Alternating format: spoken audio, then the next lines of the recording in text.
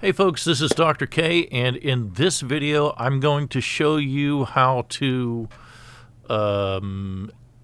build / deploy your Vite Vue project and into a Tomcat project. Okay, so I've got essentially two projects here. One of them is another bookstore Vue client. Okay, so this is my front end, and I've got an IntelliJ IDEA. Okay, that's in VS Code, and IntelliJ IDEA. I have another bookstore Vue,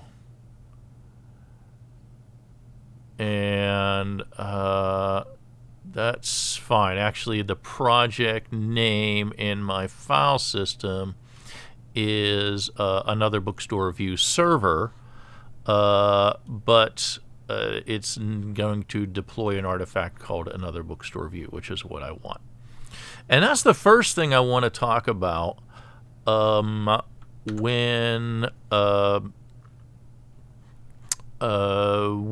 before we even deploy anything.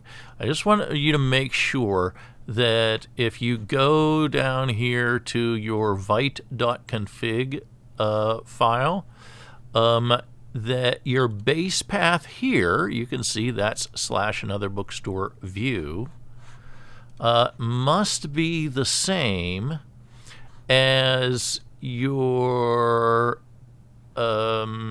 application context in your Jakarta project, or in your server project.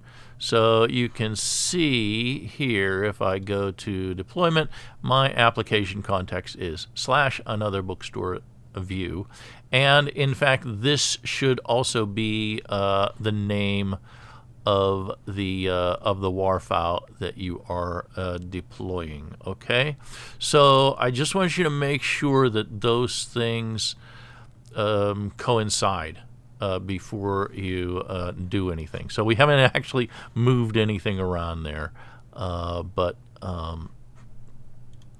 I just want you to make sure that you check those things. So having said that, both of mine are / another bookstore Vue, which is fantastic. And I'm just going to do a development run, npm run dev on this, and I'm going to click on this. And what I want to show you here is, you can see we have the build path there.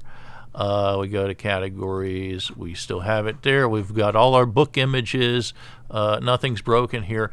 Once we deploy this and into our Tomcat project, and we run this in Tomcat, it should be essentially the same thing that you see here. Okay, that is the goal. All right, so let's now go to our client project, and I'm actually going to stop this because I want to do a build now. I want to do an npm run build. Now when I do this, you can watch another bookstore Vue client here. That's my project directory. You should see a dist directory pop up in here. Okay, and there it is. Okay, so it built the project for deployment, and here's the dist directory, and it has a bunch of files here. Okay, so I'm going to take those files that are in this dist directory, and I'm going to move them into the server project. Okay, and it has to be in this specific location. If you go to source main web app, it has to be in this web app folder. I'm going to move them all into this web app folder. Okay, so let's go ahead and do that. And I'm going to do that in the file system. All right, so I'm going to use my Finder with two windows here, and here is the here's my client, another bookstore client. Here's my dist directory. So I'm just going to click in that, and you can see my files. And you can actually see that it has an assets folder, and note that the book images are in the assets folder. I didn't move the category images. The category images were in a public folder. I don't really have category images in my project, so I didn't mess with those. But yours may be in the assets folder too, depending on whether you moved those assets from the public folder, or from the public directory into a source directory and imported them as URLs. Okay, so let's go now to my bookstore is in Vue Server. This one doesn't work here. Another bookstore Vue. I just was experimenting with that. So one thing I should tell you is this IntelliJ project is called Another Bookstore Vue Server. All right, but this is the WAR file. The WAR file will be called Another Bookstore Vue, and that is the application context also. So it doesn't really matter as much what your actual project and project directory is named, as long as this is your WAR file is named correctly. So that's your application context there, and that has to match your base path in your client. Okay?